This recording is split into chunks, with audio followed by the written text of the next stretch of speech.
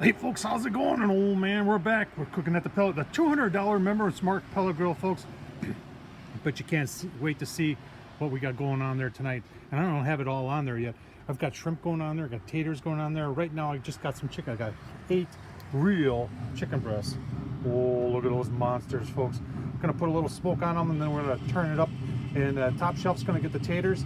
Then we're gonna get some skewers going with some shrimp. Once we pull this chicken off, we'll put those skewers on there and get those done real quick. Now, what are we using for? I tell you what, let's break out the Big Dicks, folks. Big Dicks curry up. I tell you what, I just really like this stuff a lot. www.bigdicksdryrub.com, folks. Keep on watching. All right, folks, about 15 minutes later, you can see the wind is really swirling today, and that's when it's really nice to have a pellet grill that's got a stack on it. There's a lot of people, a lot of discussion out there, and in all reality, the manufacturers that aren't putting stacks on their pellet grills are doing so, and they're coming up with all sorts of reasons, but the real reason is it saves money. It's easier to cut some holes in the back of your pellet grill as opposed to putting on that thing right there.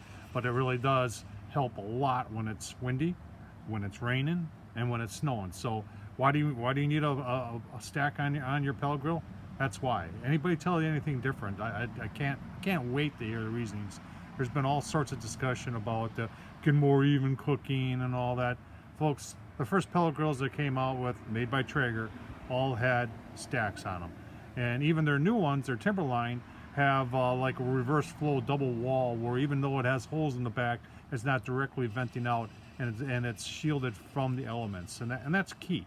If you can look in your pellet grill and you can see the outside through some vents in the back, that's not very shielded. So I know I'm carrying on long about this subject, but we got our chicken in there. We've got like 7 taters. We're gonna get going with getting some shrimp all skewered up. That's gonna go on after the chicken comes up, because remember, shrimp doesn't take that long to cook. And you see that Smoke Daddy Inc. PID is doing a phenomenal job of dialing things in.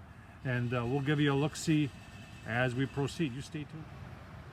All right, folks, coming up on 2 hours here, we've got the Smoke Pro from Smoke Daddy, the Pellet Pro PID controller from Smoke Daddy, set at 280. And guess what? It's at 280. So let's take a quick look at our chicken and taters here. Oh, man, sizzling away really nice here, folks.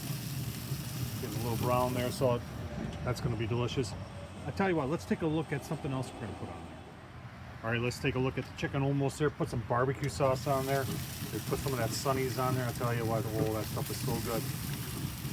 Almost done, folks. We're gonna pull these and then we'll show the shrimp.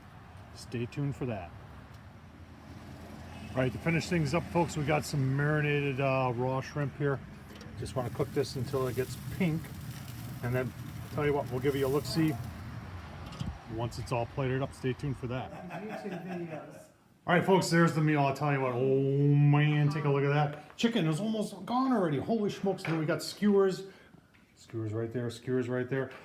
Can I get some thumbs up? We got some waving, some thumbs up. All right. Oh, looking mighty nice. All right, folks. Tom Horseman at YouTube, thumbs up, leave a comment, and as always, appreciate you watching. Thank you much.